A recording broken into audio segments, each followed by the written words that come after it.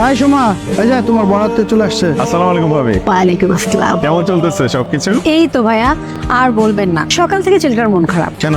সকালে যে কেকটা আনা হয়েছিল সেটার পছন্দ হয়নি, তারপর লোক দিয়ে আরো একটা কেক আনিয়েছি। দেখতে হবে না কার মতো হয়েছে, আর ভাইকে কম জেদি নাকি। শোন, তোকে একটা কথা বলি, পুরুষ মানুষের জেদ থাকার দরকার আছে। জেদ কিন্তু খারাপ কিছু না। জেদ না থাকলে তোর হাজবেন্ডের মতো সারা জীবন ম্যানেজারই করে বেড়াইতে হবে। মা, গিফটটা দাও মা। তোমরা আবার এসব গাড়ি টাড়ি আনতে গেলে কেন? ওর মামা আমেরিকা থেকে একটা ড্রোন পাঠিয়েছে, 1.5 লাখ টাকা দাম। ভাবা যায়? এই বাবা কোথায় ভাবি? এখানে দাঁড়িয়ে গল্প হবে নাকি? না বাবা, চলো। চলো চল। আকে, আর কতদিন এরকম অন্যের চাকরি করবা? চাকরি করা মানে জানো তো, চাকরি করা মানে হচ্ছে চাকরের মতো কাজ করা।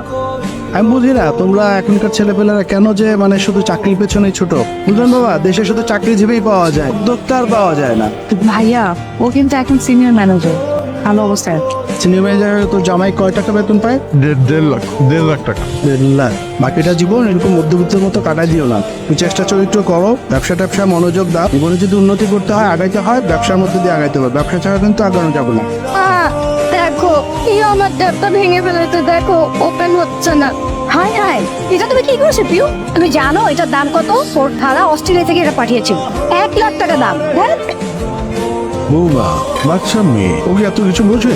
কেন ভাই, আসো তুমি আমার কাছে। পিউ, তো মন খারাপ করো না বাবা, তোমার খালাকে বলবো। আর